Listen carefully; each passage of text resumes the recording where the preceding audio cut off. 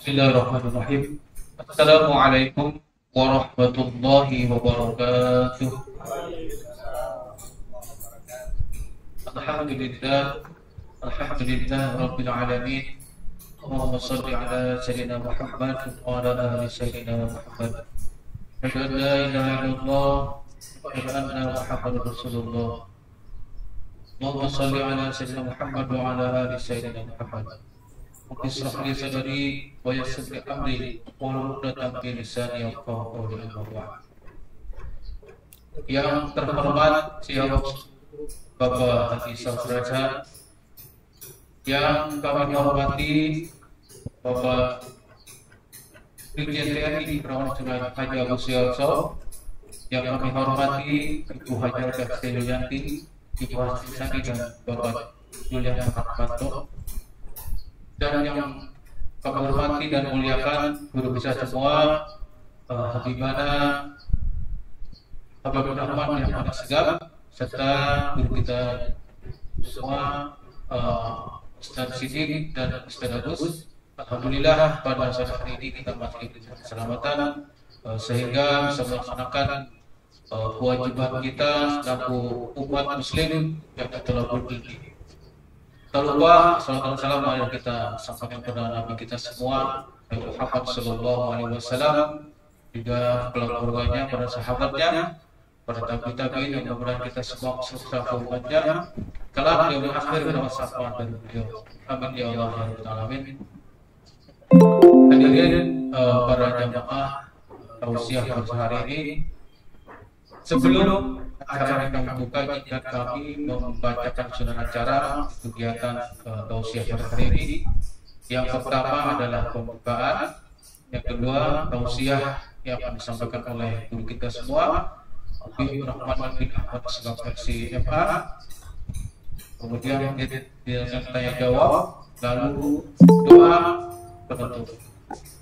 Untuk waktu marilah kita sama-sama buka acara ini dengan membaca doa Al-Fatihah. Al-Fatihah. A'udzu billahi minasyaitonir rajim. Bismillahirrahmanirrahim. Alhamdulillahirabbil alamin. Arrahmanir rahim. Maliki yaumiddin. Iyyaka na'budu wa iyyaka nasta'in. Ihdinas siratal mustaqim. Shiratal ladzina an'amta 'alaihim ghairil maghdubi 'alaihim waladdallin. Amin. Terima kasih dengan pada acara selanjutnya, yaitu tausiah agama yang disampaikan oleh guru kita semua, Bapak Segap versi MA, pembahasan terkait hadis arba'in yang ke-27. Teman-teman, kita akan persilakan.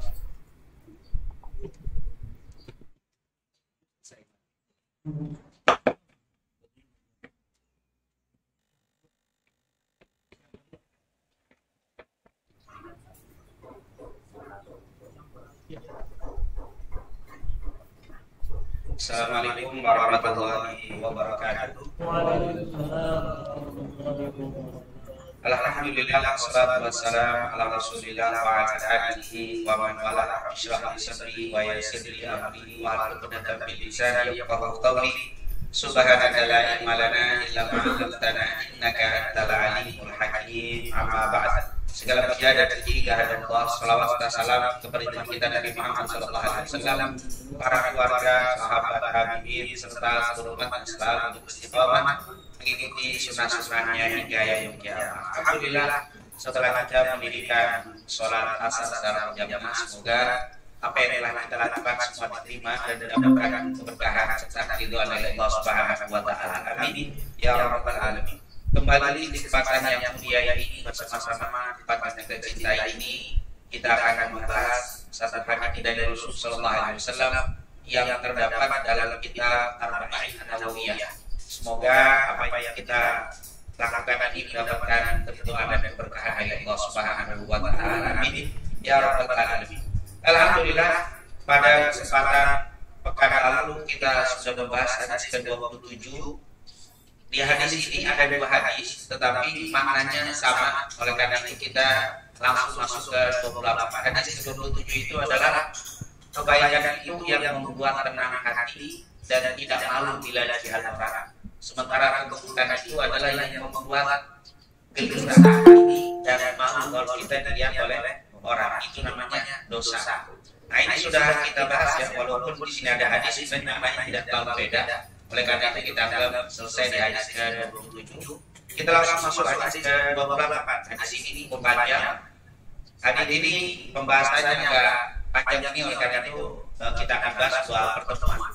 Dikatakan di sini, qala al-mu'allif rahimahullah wa nafa'ana bi darain amin. An Abi Najih Irbad bin Sariyah radhiyallahu anhu qala.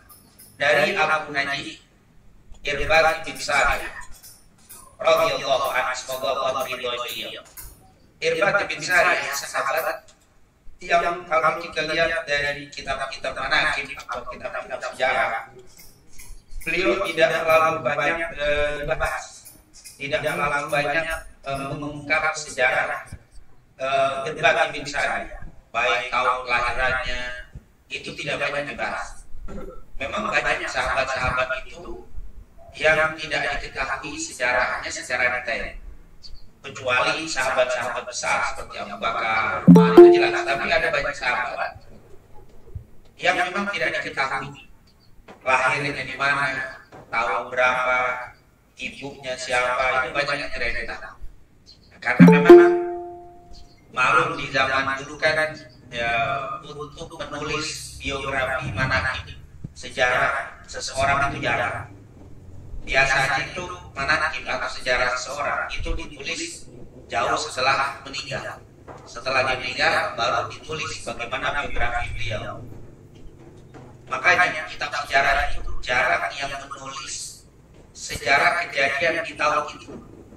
Kebanyakan kejadian di tahun ini ditulis oleh orang yang hidup di masa nanti. Sejarah kita ini juga disebut ahlul manaqib. Kita ini pasti punya sejarah. Mungkin kalau istilah bahasa Indonesia itu apa, gajah meninggal mati meninggalkan apa, gaji. Artinya mesti ada sejarahnya, tapi sejarah itu akan tertulis setelah meninggal. Jadi jarang menceritakan biografi sejarah fulan sementara fulan masih ada, itu jarang. Setelah dia meninggal baru generasi selanjutnya menulis sejarah. Nah, sahabat di masa sahabat itu nggak ada orang yang menulis manaqib atau sejarah seseorang. Mereka fokus tuh kepada Al-Quran. Jangankan sejarah seseorang, hadis saja tidak ada yang menulis di zaman itu. Setelah generasi sahabat tidak ada, masuk generasi berikutnya namanya tabi'in. Nah, dimulai tabi'in, mulai ada cerita sahabat ini ceritanya. Itu setelah generasi kedua. Itu pun baru secara lisan, tidak secara tulisan. Di zaman tabi'in mulai baru ada, berarti hampir 300 tahun baru ada penulisan-penulisan. Maka sekarang kan sedang ramai. Saya tidak mau menerima berita tentang fulan kalau yang menulisnya tidak sejaman dengan fulan. Wah, ini kaidah menjadi kaidah susah ini. Sehingga dia mengingkari, misalkan ya seperti yang sedang ramai itu cerita Ibu Imanuddin itu yang mengingkari ada anaknya Ahmad bin Isa yang bernama Abdullah. Wah, itu kenapa? Karena sejarahnya ditulis setelah zaman Abdullah atau zaman Ubaidillah. Maka anak yang bernama Ali ini tidak dibenarkan karena penulisnya tidak sejaman dengan beliau. Ini masalah. Kenapa? Karena sejarah yang ditulis di masa yang ditulis itu masih. Bahkan ulama melarang. Kita melarang menulis, menyebutkan manaqib seseorang sementara orang itu masih hidup. Misalkan sisilah sejarah hidupnya dari kelahirannya dikatakan kuliah, tidak boleh. Kenapa? Karena orang itu akan dihitung baik dan tidak baik itu kalau sudah meninggal. Sebelum meninggal kita bisa dibilang apa? Ini orang mulia, itu jadi kekasih. Tidak bisa. Setelah meninggal baru ketahuan. Lain dengan Nabi Muhammad tertulis. Kenapa? Karena Nabi dari lahir sampai sebelum meninggalnya diketahui itu orang pilihan, itu Nabi. Jadi Nabi itu diketahui orang mulia sejak lahir sampai meninggal. Tapi orang tidak tahu mulia kecuali setelah meninggal. Kenapa? Karena Rasulullah pernah bilang innamal a'malu bil khawatim. Amal orang itu diketahui di akhirnya.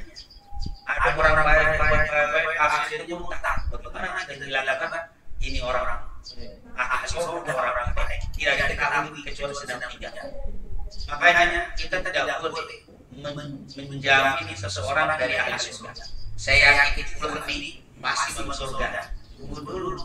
Saya betapa pun ibadahnya tidak ada yang bisa menjamin. Kenapa? Karena belum ketahuan akhir hayat. Tapi kalau sudah meninggal, seperti Imam Syafi'i, saya menjamin 1.000.000% Imam Syafi'i minahil jangan ada yang duduk surga. Jelas. Kenapa? Karena sudah meninggal, kelihatan jejak rekam dari lahir sampai meninggal.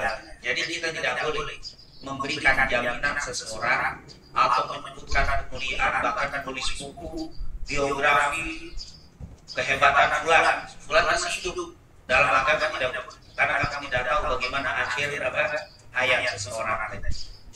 Kita tulis biografi, misalkan kita ngefans dengan tokoh ya, biografi fulan dan kemuliaan-kemuliaannya ditulis. Pas sudah ditulis begitu hebat, awalnya murtad. Habis kita nggak tahu bagaimana itu, tidak berlaku.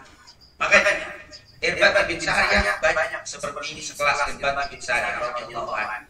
Sahabat-sahabat yang tidak banyak diketahui sejarah hidupnya. Beliau hanya dikatakan Irbad bin Sariyah ini salah seorang sahabat yang tinggal di ahli sufa. Jadi Nabi punya tempat namanya ahli sufa. Jadi di Masjid Nabawi, perimaman Rasul SAW di pojok kanan itu rumah Nabi. Pintunya dari dengan pintu masjid. Dengan dalam masjid. Jadi kalau Nabi buka pintu langsung dalam masjid. Bagian pojok sebelah kanan sejajar dengan rumah Nabi ada satu ruangan atau satu tempat dipergunakan untuk orang-orang miskin. Jadi kalau orang miskin dari Mekah hijrah ke Madinah, dia nggak punya rumah, dia nggak punya tempat tinggal, maka Nabi mempersilahkan tinggal di masjid. Jadi kumpulan orang-orang miskin ini disebut tempat itu disebut ahlus sufa. Jadi ahlus sufa itu adalah orang-orang yang tidak punya rumah yang tinggal di Masjid Nabawi. Makannya dari mana? Ada di antara mereka yang kerja menjadi gembala kambing seperti Abu Hurairah. Tidak dapat rezeki, maka balik lagi di situ. Dan jumlah ahli sufa ini ada 63 orang. Jadi ahli sufa itu dapat mengenal sekitar 63 orang. Dan Nabi, misalkan dapat ada orang yang ngasih Nabi susu segelas, itu dipakai ahli sufa. Dipakai ahli sufa semuanya untuk minum susu itu. Tapi banyak kejadian pernah Rasulullah SAW lagi pacaklik di Madinah. Sedang pacaklik di Madinah, kalau sudah pacaklik itu makanan susah, ekonomi sangat susah sekali. Dan Rasulullah melihat hal sufa itu sedang kelaparan, tidak ada makanan. Mereka memang sulit keadaan. Kebetulan ada orang yang ngasih susu kepada Rasulullah. Susu cuma satu gelasan isi. Tapi Nabi tahu ahli sufa lagi bergambaran sudah bersusu. Maka Nabi memanggil ahli sufa. Ahli sufa itu 63 orang. Di bawah komando pimpinannya, ketuanya adalah Abu Hurairah. Rasulullah juga bilang, Abu Hurairah kumpulkan ahli sufa. Maka Abu Hurairah kumpulkan ahli sufa 3 orang. Susu yang satu gelas dipegang sama Nabi, tangannya masuk. Sudah kumpul semua, sudah dikasih ke Abu Hurairah sebelah kanan.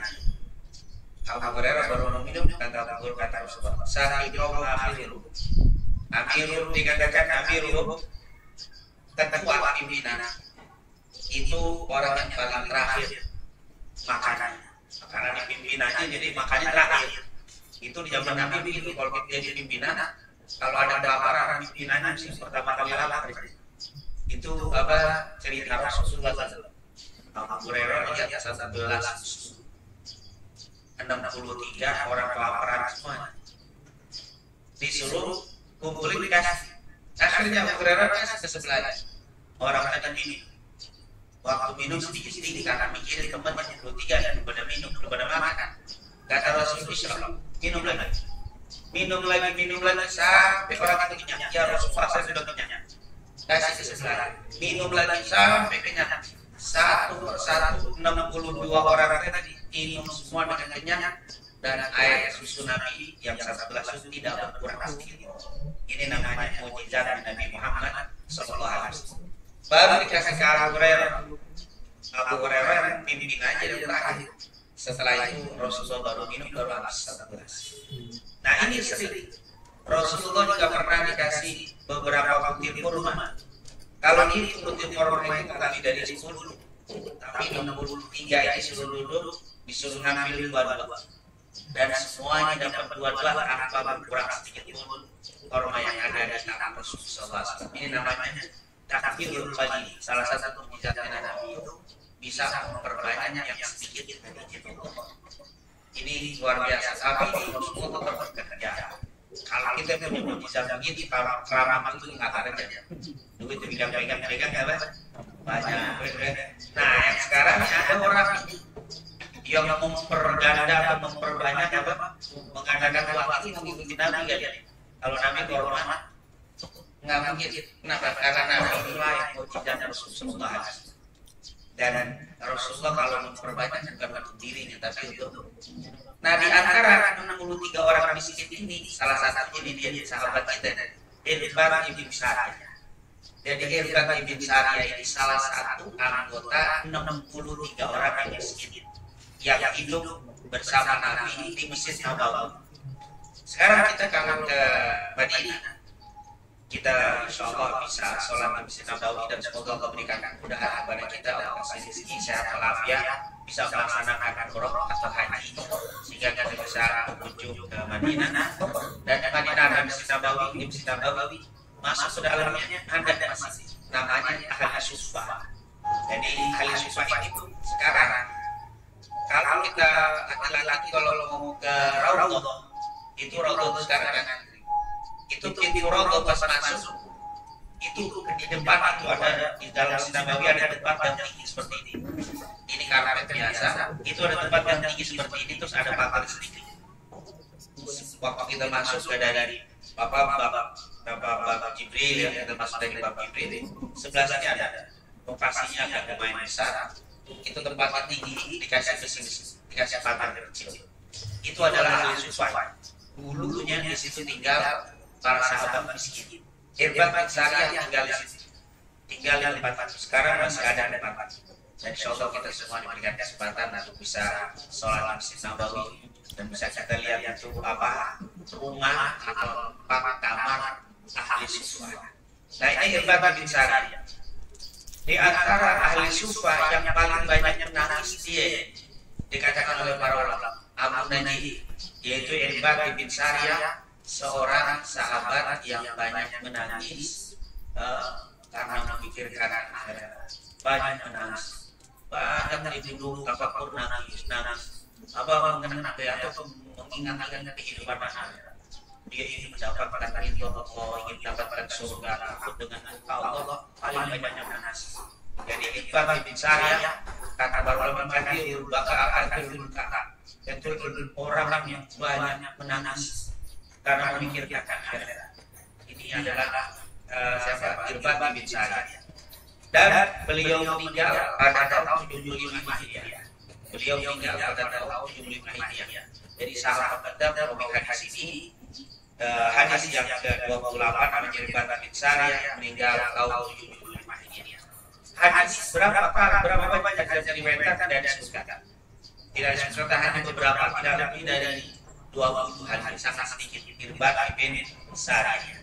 Salah satu hadisnya hadis ini beliau ceritakan begini. Dari Abu Najih, Irbad bin Sariyah, wa adana Rasulullah sallallahu alaihi wasallam mau'izatan wajilan minhal qulub. Kata beliau, wa adana, telah memberikan nasihat. Sering kita sebut mau'izah. Suka apa dalam Al-Quran, ud'u ila sabili rabbika bil hikmati wal mau'izati hasanah wa jadilhum billati ahsan. Mau'izah itu nasihat. Kata Irbad bin Sariyah, pernah Rasulullah memberikan kepada kami nasihat. Jadi Rasulullah memberikan ceramah, memberikan pelajaran, memberikan nasihat, mau'izatan, sebuah nasihat wajilan minhal qulub yang menyebabkan bergetar hati kami. Jadi betul-betul nasihat Nabi itu membuat getar hati kami. Wa gharafat, dan bercucuran minhal uyun, air mata. Jadi pernah Rasulullah memberikan nasihat kepada kami. Nasihat itu membuat hati kami gemetar dan bercucuran air mata. Itu cerita Irban bin Sariyah. Memang kalau kita lihat ceramahnya Nabi atau kalau Rasulullah sedang memberikan nasihat, itu membuat hati gemetar. Yang kedua, membuat hati atau mata mengeluarkan air mata. Karena Nabi sedang cerita akhirat, itu hati pada ketakutan. Kalau Rasul sedang cerita kubur misalkan, itu semua sahabat gemetar semuanya.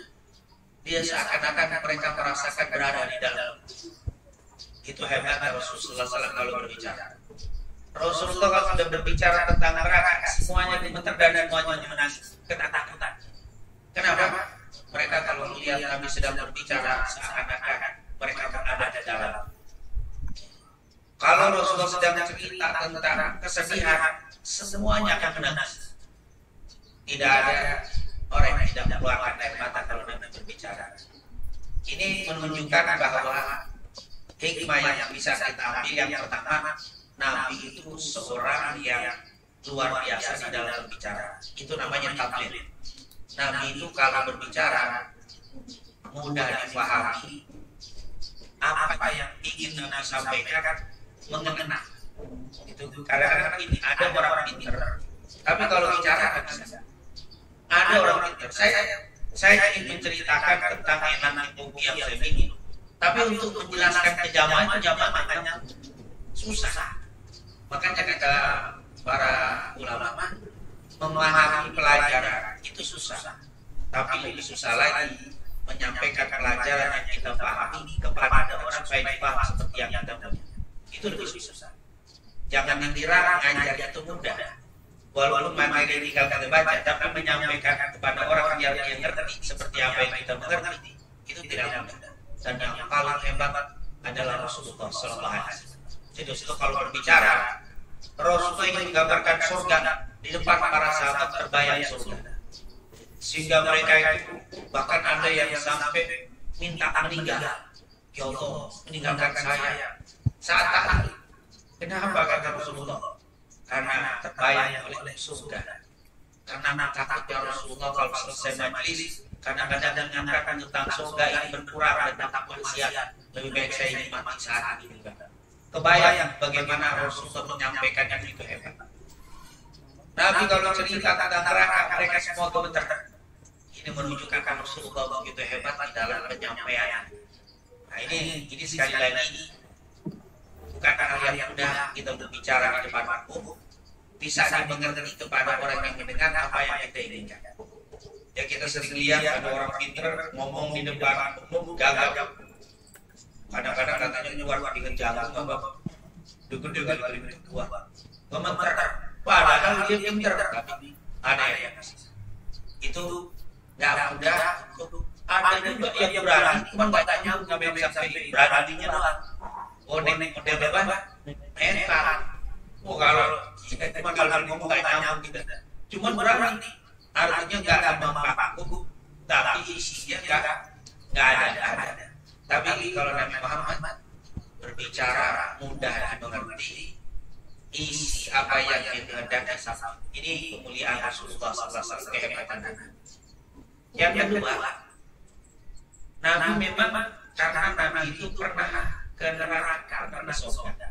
Waktu Rasulullah ketika kan tanggal 27 Rajab yang sekarang sudah tanggal berapa Rajab? Tanggal 17 Rajab. 10 hari lagi kakak paman itu masuk 27 Rajab.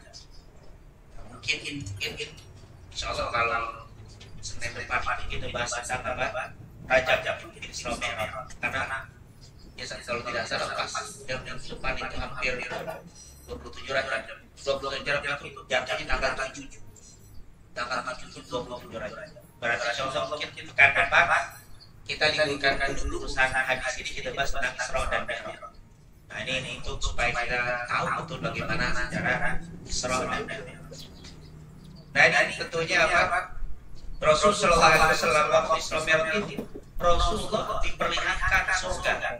Jadi Rasulullah lihat surga. Jadi surga itu tidak ada. Rasulullah juga waktu Isra Mi'raj diperlihatkan neraka. Neraka itu tidak ada. Jadi salah yang bilang neraka itu surga itu hayalan, akan ada hayalan belaka aja. Surga udah ada, bukan hayalan. Neraka itu ada, bukan hayalan. Yang kedua, kata ulama, sebelum ada yang dulu, Allah ciptakan lebih dulu surga dan neraka. Jadi kalau kita tak percaya dengan surga neraka, kenapa percaya pada dunia? Karena dunia ini justru kalah. Lebih dulu surga neraka baru dunia. Nabi sudah melihat, oleh karena itu karena Nabi sudah melihat surga langsung, Nabi sudah melihat langsung neraka, makanya Nabi kalau cerita surga neraka membuat orang gemeter, membuat hati bergetar, membuat mata mengeluarkan air mata. Kenapa? Karena cerita itu beliau pernah melihatnya. Berbeda dengan kita ini, Ustaz, Kiai, cerita surga kan cuma dari baca buku, baca dari Quran, baca dari hadis, penjelasan ulama diceritain. Tapi Ustaz kan pernah lihat surga, makanya cerita itu berbeda. Cerita neraka, tapi beda dengan kan pernah lihat. Kalau ada orang cerita tentang Monas, tapi dia pernah Monas itu beda.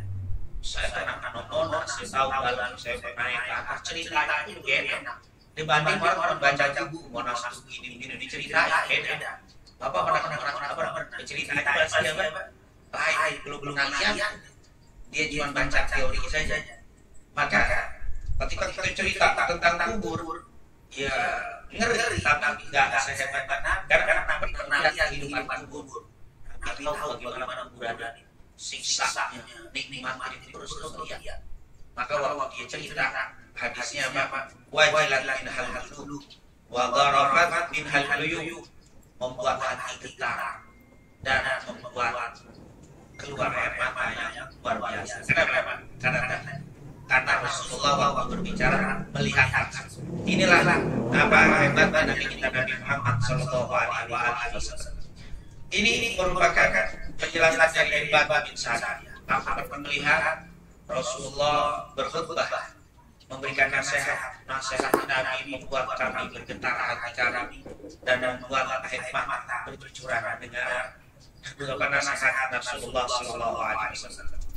Faqulna, maka kami berkata kepada Rasul, ya Rasulullah, wahai Rasul, katanya ka'annaha maw'idhatun muwadda'in fa'awsina. Kata Ibad bin Sariyah, ya Rasulullah, ka'annaha maw'idhatun muwadda'. Ya Rasul, seakan-akan nasihat ini nasihat perpisahan. Fa'awsina, maka berikanlah wasiat kepada kami. Jadi melihat Rasulullah begitu luar biasa memberikan nasihatnya, Ibad bin Sariyah bilang ke Rasulullah, saya lihat ini kayaknya ceramah terakhir, ceramah perpisahan ya Rasul. Mungkin jangan-jangan setelah ini kau meninggal ya Rasulullah. Mungkin setelah ini kau tidak lagi ceramah di depannya. Dan memang betul, setelah nasihat ini Rasulullah tidak lagi berkhutbah di depan. Jadi terlihat oleh Ibad bin Sariyah ini adalah ceramah perpisahan. Kan kadang-kadang itu kalau ada orang mau berpisah, kita terus memberikan nasihat itu membuat kita sedih, membuat hati kita itu bergetar. Ya, misalkan karyawati, kemudian ada yang mau saya kita mau berhenti terus dikumpulkan kita kasih sambutan, itu biasanya membuat hati bergetar, buat sedih dan membuat panas. Itu juga apa? Selalu di mana-mana, bukan hanya di dunia kerja, di sekolah pun begitu. Ketika guru yang sudah mengajar kita lama dari tahun demi tahun tiba-tiba dia berhenti atau pindah, lalu dikumpulkan murid-muridnya, dia memberikan ceramah, itu membuat nangis biasa. Begitulah Nabi Muhammad SAW membuat sahabat nangis dan mengatakan, ya Rasulullah ka'annaha mau'idhatun muwaddah. Ya Rasulullah, ini sepertinya ceramah perpisahan ya Rasulullah. Dan memang betul ini adalah ceramah perpisahan. Fa'ausina, maka Nabi diminta oleh Irbad, tolong kasih wasiat kepada kami ya Rasulullah. Habis ini engkau mungkin tidak lama meninggal, kalau memberikan aku nasihat, wasiat yang aku pegang dan aku amalkan setelah meninggal. Maka Nabi Muhammad SAW memberikan wasiat. Nah, wasiat ini cukup panjang, yaitu Rasulullah bilang, usikum bittaqwallah azza wa jalla wasami wa ta'ah wa ita'ammara alaikum abdun fa innahu man ya'ish minkum ba'di fasayara ikhtilafan katsira fa'alaikum bi sunnati wa sunnatil khulafa'i rasyidin al-mahdiyyin addu 'alaiha binawajid wa iyyakum muhdatsatil umur fa inna kulla bid'atin dhalalah. Itulah wasiat Rasulullah. Wasiat yang sangat panjang, sulit untuk kita jabarkan, dan insyaallah ini mungkin kita akan jelaskan pada pertemuan selanjutnya apa wasiat Nabi Muhammad SAW. Tapi satu saja kita ambil wasiat. Karena di sini ada wasiatnya Nabi, ada dua hal, ada tiga perkara. Yang pertama tentang taat kepada pemimpin, yang kedua untuk selalu mengikuti ulama rasyidin, yang ketiga menghindari perbuatan bid'ah. Jadi ada tiga tema wasiat Rasul. Taat kepada pemimpin, peganglah jangan jauh-jauh dari ulama rasyidin, dari ulama. Yang ketiga adalah apa? Hindari, hati-hati terhadap perbuatan bid'ah. Maka ini materi sangat panjang pembahasannya. Saya ambil satu saja, yaitu yang pertama, usikum bittaqwallah. Kata Nabi, aku berikan wasiat kepada kalian untuk selalu bertakwa kepada Allah.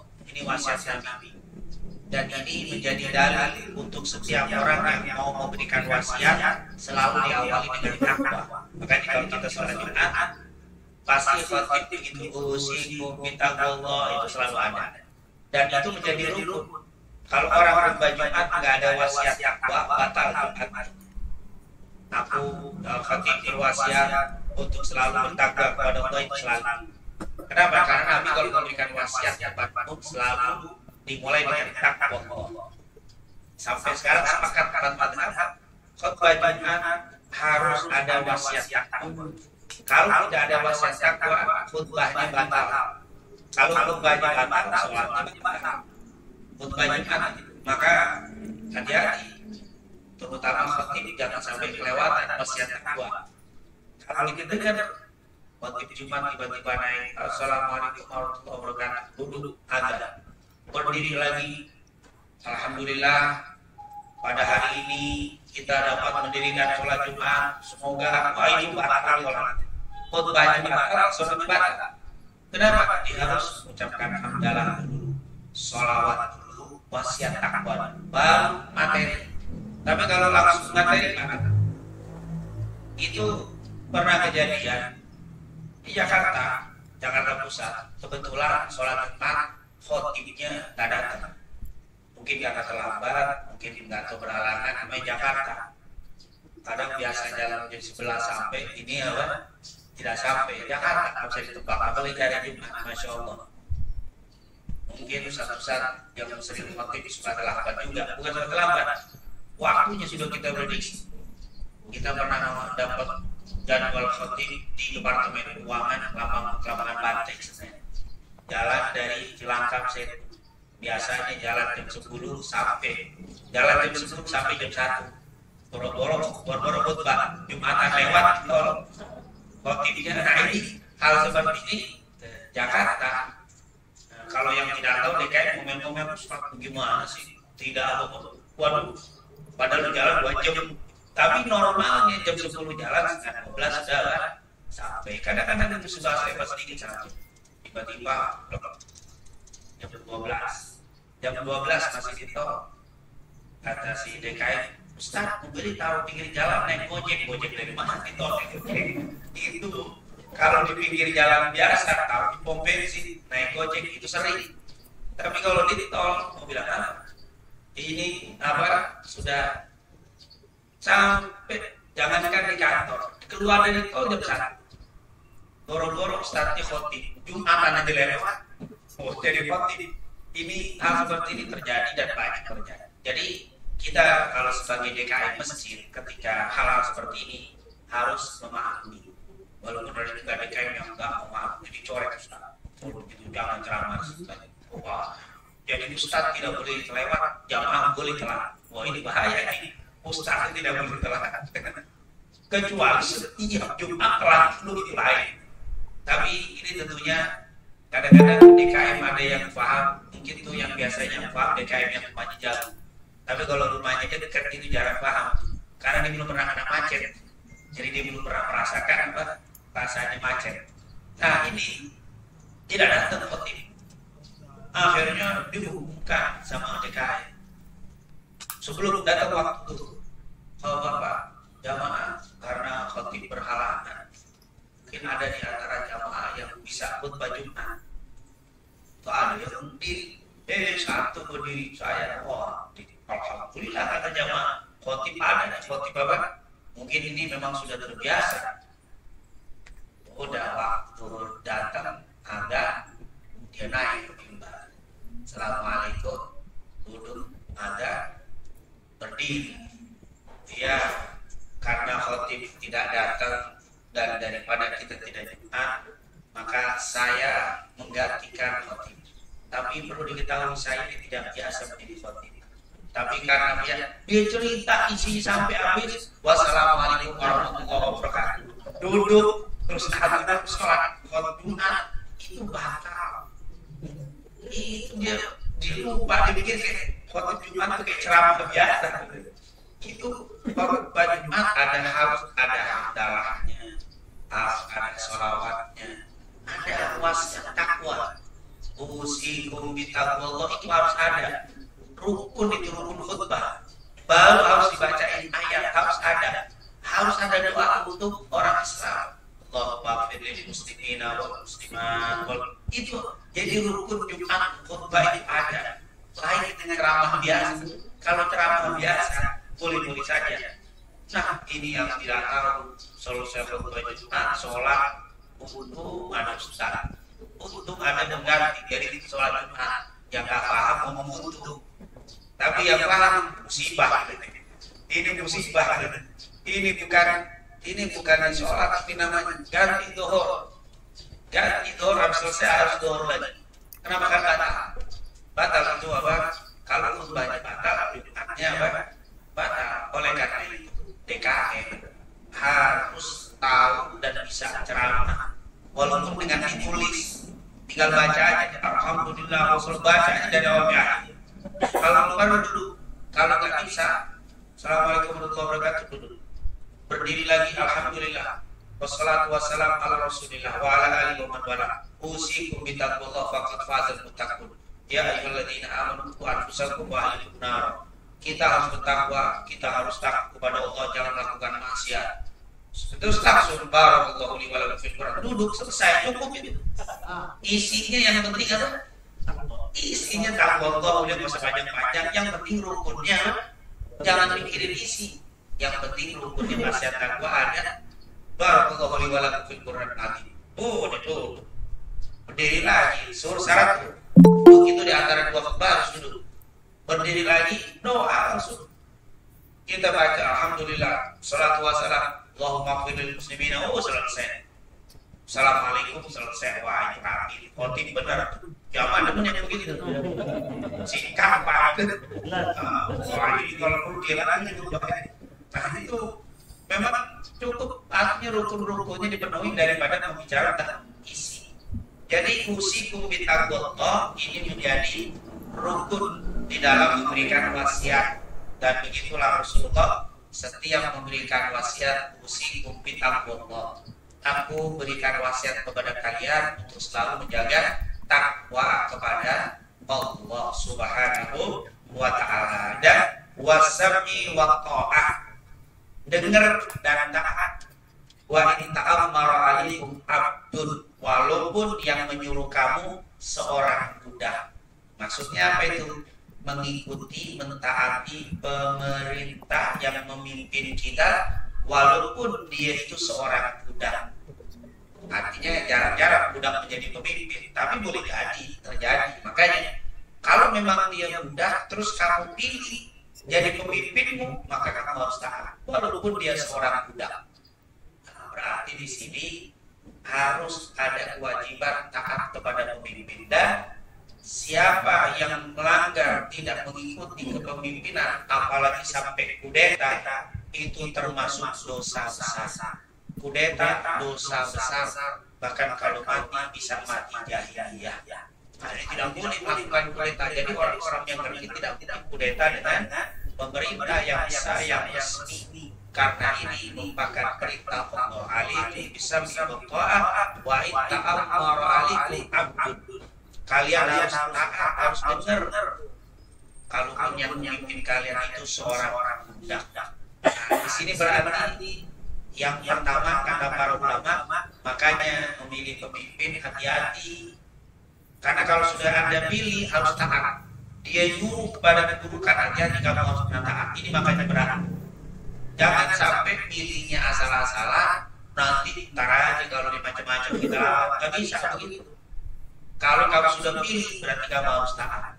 Maka pilih pemimpin harus berhati-hati. Ini hati-hati. Sebentar lagi ada pemilihan. Hati-hati dan awas. Kalau kita memilih karena dibayar, Rasulullah pernah mengatakan dalam hadis Sahih Muslim, ada Sahih Bukhari, Muslim, Abu Dawud, Imam Ahmad, hadis yang sahih. Rasulullah pernah bilang, "Talatatun la yukallimuhumullahu yaumal qiyamah, wa la yanzuru ilaihim, wa la yuzakkihim, wa lahum adzabun alim." Ada 3 golongan yang Allah tidak akan ajak bicara, Allah tidak akan lihat, Allah akan hinakan, baginya azab yang pedih. Yang pertama, rajulun ala fadli ma'in bifalatin yamna'uhu minas sabil. Orang yang memiliki air yang banyak di tengah padang pasir, ada orang kehausan, dia nggak kasih. Ini Allah sangat benci. Artinya orang yang berlimpah hartanya, sementara orang-orang kerabat, orang-orang yang dekatnya, orang-orang muslim yang ada di sekitarnya kelaparan, dia tetap jaga obat, padahal dia berlebih. Ini adalah orang yang bakal kena murka dari Allah. Yang kedua, warajulun bay'a rajulan silatan ba'dal asli bihalifin kadhib. Dan orang yang menjual barang setelah kasar kepada seseorang dengan membawa sumpah palsu. Demi Allah, ini handphone bagus, nggak pernah dibongkar, nggak pernah jatuh, pokoknya padahal udah jatuh berkali-kali. Jual mobil, jual motor, padahal motor udah turun mesin 6 kali, nabrak pohon sekali, jebur got sekali, udah hancur-hancuran, tapi dipoles. Pak, ini motor bagus, pernah turun mesin, wallahi nggak pernah turun mesin, nggak pernah nabrak, nggak pernah. Padahal udah berkali-kali coba sumpah palsu, habis asar jualnya sampai orang itu beli. Allah murka kepada orang itu. Dia berdagang tapi menggunakan sumpah dengan nama Allah. Itu kan pakai nyangkut nama Allah. Demi Allah, ini barang bagus, nggak pernah turun mesin. Allah murka kepada. Nah, yang ketiga juga Allah murka. Siapa? Rajul baya imaman la yubayi'uhu illa di dunya in aqahu minha wafa wa illam yuti minha lam yakfi. Orang yang memilih pemimpin hanya urusan dunia.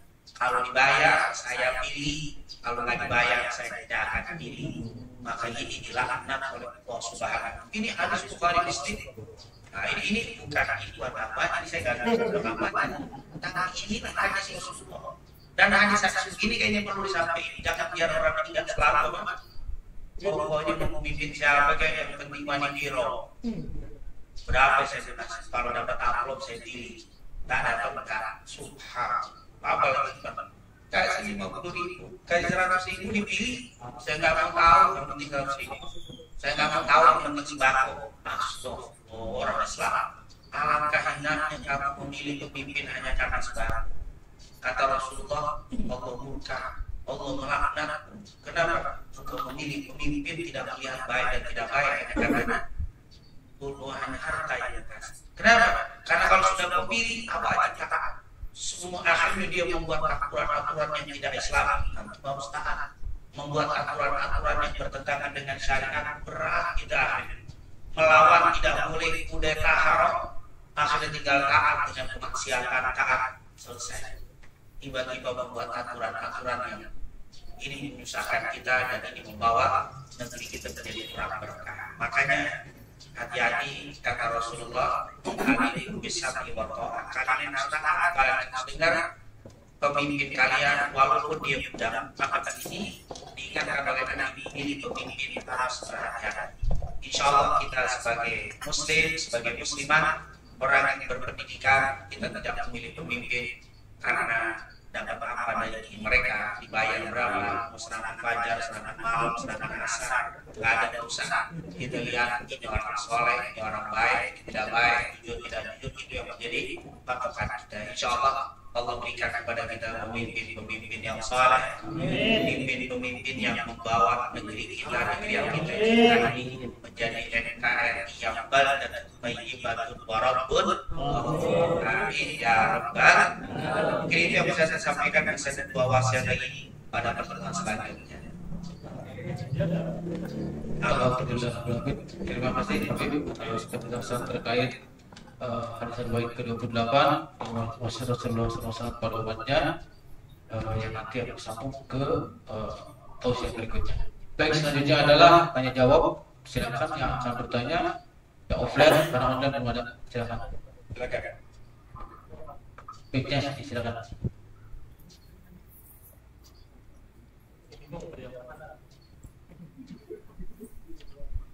Siapa Mas Engki? Ayo Mas Engki, monggo.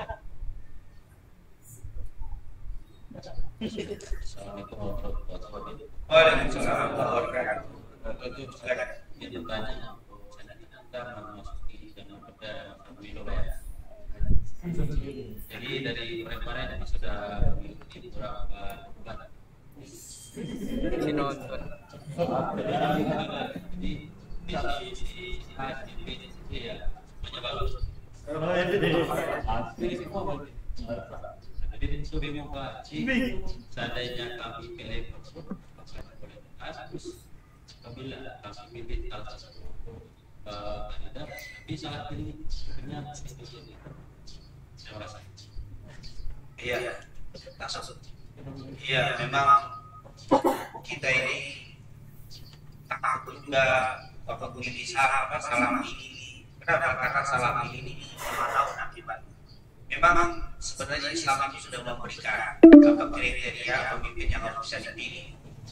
Kriteria wajib 4, yaitu yang pertama siddiq, jujur ya, itu terus pertama. Makanya Abu Bakar itu menjadi khalifah yang terkenalnya adalah Abu Bakar as-Siddiq, jujur, kejujuran ini yang pertama. Dan itu adalah sifat wajib bagi Nabi semuanya. Nabi itu kan pemimpin yang dipilih oleh Allah, maka sifat para Nabi wajib 4, siddiq. Yang kedua amanah, orang yang bisa menjaga amanah, tidak suka berkhianat, yang dipercayakan oleh masyarakat dijalankan. Yang ketiga yaitu apa? Fatonah, cerdas.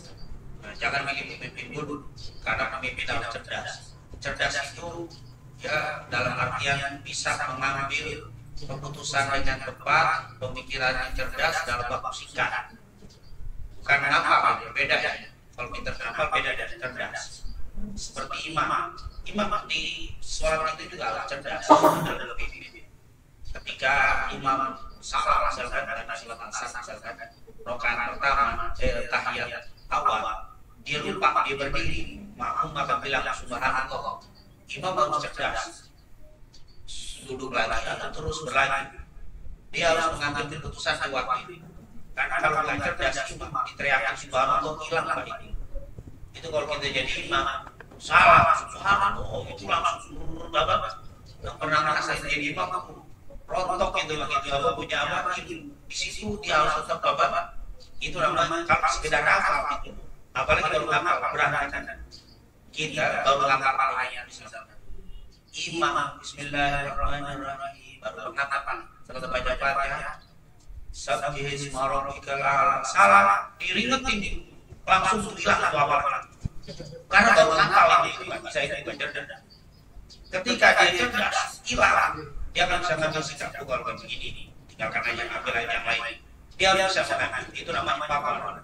Jadi nabi itu fatonah, maka pemimpin itu harus punya IQ cerdas itu lebih dari yang dipimpin cerdas. Kemudian yaitu tabligh. Yang keempat sisi amanah, fatonah, tabligh. Tabligh itu bisa bicara, bisa menyampaikan. Ketika masyarakat gelisah, ditampil, dia membicarakan apa yang itu menjadi rendah, paham semua. Tidak boleh, tidak bisa. Kalau pemimpin nggak bisa bicara, itu berbahaya. Bukan hanya di delegasi antar negara, bahkan dengan masyarakat pun bisa. Pemimpin itu harus bisa menenangkan. Pemimpin itu bisa memberikan motivasi. Ketika masyarakatnya mulai lemah, pesimis dengan pertumbuhan ekonomi di maju, dia bicara, membuat semangat. Nah ini tentunya tabligh. Itu diminta berbicara dalam artian menyampaikan kebenaran, menyampaikan program-program yang bagus. Dari sini kita bisa nilai siapa yang antara mereka. Kemudian ditambah, ini yang keempat, ditambah yang lebih lengkap lagi. Lihat sirah, sarirahnya. Apa itu sarirah? Sarirah itu perilaku perbuatan di luar daripada pantauan masyarakat. Artinya di rumahnya itu sarirah. Gimana sih sholat lima waktunya? Bagaimana sih muamalah dengan keluarganya, bagaimana dengan anaknya, bagaimana dengan istrinya, bagaimana dengan tetangga. Itu sarirah. Ternyata sholat lima waktunya bagus. Cari dong sholat lima waktu. Kata para ulama, Anda memilih mempercayai orang yang tidak pernah sholat. Kata ulama, Allah hanya aja berani dia khianat. Allah hanya saja dia berani bangga. Apalagi. Nah ini bagaimana milih pemimpin yang tak sholat? Kata Allah berani dilawan, itu juga menjadi sirah, sarirah. Jadi lihat yang sholatnya rapi, itu lihat itu namanya sarirah. Yang kedua ditambah sirah. Apa itu jadi sarirah? Kedua sirah. Sirah itu apa? Jejak rekam atau sejarah hidupnya. Itu sejarah hidup. Bukan seanggap aja semuanya baik, cara semuanya baik. Bukan lihat waktu tapi di belakang, di sebelum saat ini bagaimana rekam jejak. Itu namanya sirah. Sirah itu sejarah hidup. Jadi milih pemimpin harus lihat sejarah hidupnya bagaimana. Kalau kata sekarang rekam jejak bagaimana. Itu harus jangan saat ini. Kalau saat ini, masya Allah nggak ada yang baik. Ahli sodako semuanya sodako, ahli sodako berbau semua saat ini. Kita jangan lihat saat ini, lihat sebelumnya. Nah, kalau saat ini masya Allah nggak ada karena yang baik, semuanya baik saat ini. Tapi insya Allah sebelum juga baik semuanya insya Allah. Nah yang terakhir surah. Jadi katanya sarirah, sirah, surah. Surah itu penampilan. Itu juga ada. Makanya Nabi itu yang dipilih oleh Allah semuanya gak. Jadi fisik juga ada. Tapi terakhir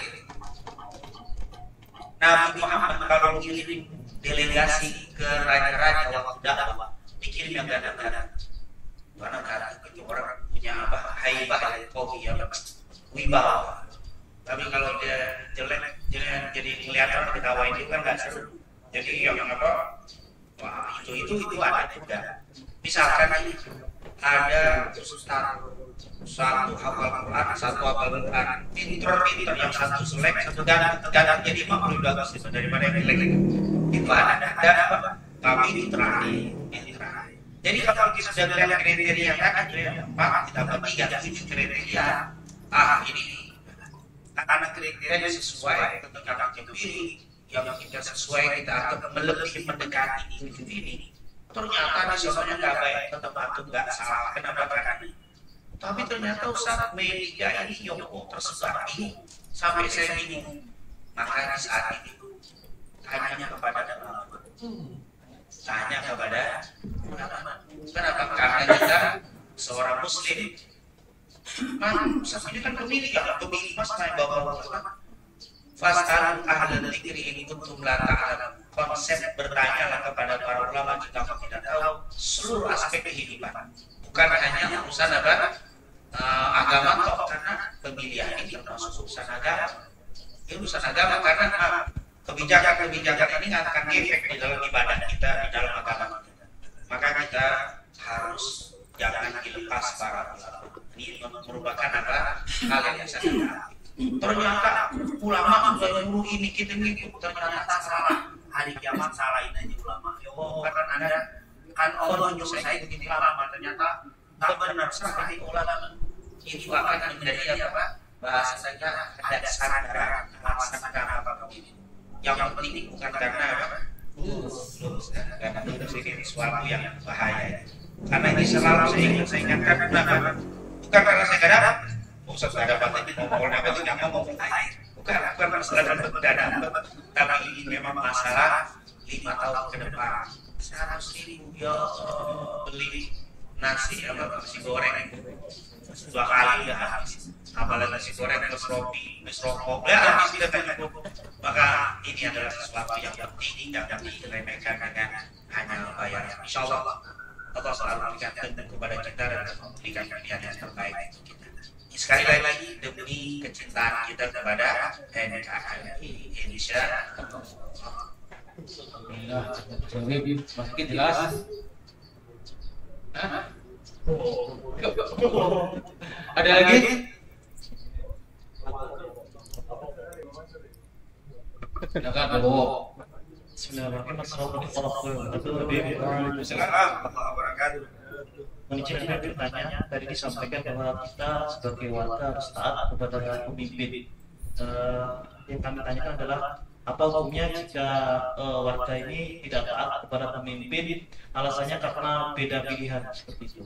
Beda pilihan terus menjadi oposisi atau pengkritik terhadap pemerintahan yang sama.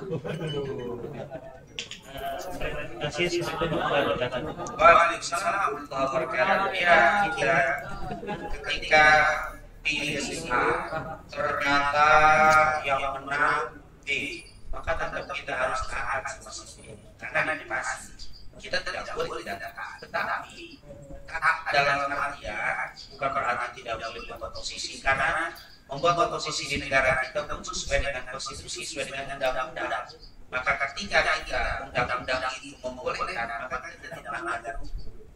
Nah, ketika tidak diperbolehkan, tidak ada undang-undang yang tidak boleh semuanya harus bersatu, tidak boleh oleh posisi ini juga. Ketika undang-undang tidak ada, maka kita melanggar. Contoh sama-sama ini banyak ustaz yang maaf saya kira kurang tepat. Ketika mereka melakukan ini, orang yang melakukan demo itu merupakan dosa besar, kata ustaz. Kenapa? Karena ini dibuat termasuk kudeta dan itu termasuk besar-besar. Iya, di Timur Tengah, misalkan di Saudi tidak ada demo. Kalau ada demo ditangkap bahkan penjara, jadi dihilangkan dosa. Indonesia yang ini berarti sama seperti. Nah ini tentunya salah. Kenapa? Di Saudi sistem pemerintahan berbeda dengan Indonesia. Indonesia ini bukan sistem kerajaan, bukan sistem apa? Kalau bahasa kita ini apa? Ya, demo ini adalah demokrasi, bukan sistem kerajaan. Di kerajaan tidak boleh ada demo. Maka yang demo melanggar hukum negara emas. Ketika mereka demo salah. Tapi di Indonesia demokrasi dibenarkan dengan aturan-aturan yang sudah ditetapkan. Ketika orang melakukan demo dan sesuai dengan aturannya, maka tidak kena hukum dosa karena memang negara membolehkan. Yang membolehkan kan anarkis dengan cara yang tidak baik, yang tidak ini dan seterusnya. Tapi ketika ada sesuai dengan prosedur, maka itu tidak salah. Jadi orang ini saat ini menyamakan ini dosa besar ini pada ini dengan benar sesuai dengan aturan negara, ini menyamakan hukum dengan Saudi. Ini tentunya adalah kurang tepatan pendapat berkaitan dengan ini. Begitu itu oposisi. Oposisi ini kan dalam rangka mengontrol, bukan tidak taat. Tapi kalau oposisi itu selalu menabrak aturan-aturan yang dibuat hanya karena itu karena pilihan saya, pokoknya ketetapan kebijakan pemerintah semuanya dilawan, itu salah. Ini tidak boleh. Makanya Nabi bilang alaikum bisam'i wa ta'ah wa in ta'ammara alaikum abdun. Taat, dengar, wajib ikuti walaupun dia seorang hamba yang menjadi pimpinan. Jadi kalau kita sudah menang yang kita usung, tetap kita harus taat. Makanya orang pemimpin yang ngerti dalam hukum, walaupun dia lawan saya, mending milih saya dulu nih, tim sukses lawan saya. Tapi setelah saya jadi pemimpin dan tim sukses lawan, tetap aja menjadi warga yang harus disamakan haknya dengan tim suksesnya dia. Yang jadi masalah kan karena ini dulu lawannya, setelah dia jadi presiden yang ini dihapus, yang ini diangkat saat ini sudah tidak ada lagi. Nah ini tentunya lihat bagaimana kepemimpinan dalam negara yang kita yang memilih ketika tidak terjadi yang kita pilih sebagai presiden, tetap kita wanita walaupun bukan pilihan kita. Presiden juga begitu, walaupun dulu nih sukses lawan kita, kalau sudah jadi dia adalah warga saya sama haknya, tidak boleh dibedakan. Luar biasa aturan Islam yang luar biasa. Dan oposisi silakan karena undang-undang tidak membolehkan. Tapi tujuan oposisi mengkritisi, bukan menolak semua kebijakan. Kalau oposisi menolak kebijakan dari pemerintah salah, ini bukan oposisi. Ini adalah pemberontak juga. Tapi kalau dia wah ini kebijakan tidak bagus, dikritisi bagus. Karena ada kontrol. Kalau bahasa Umar bin Khattab waktu jadi khalifah, jadi presiden, dia kumpulkan semua sahabat di Masjid Nabawi. Lalu dia bilang, kalian telah memilih aku sebagai khalifah.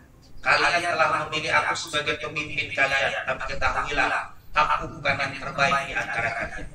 Dan apabila aku melakukan kebaikan, tolong kalian semuanya bekerja sama untuk mensukseskan kebaikan tadi, menopang mendukung kebaikan yang aku lakukan.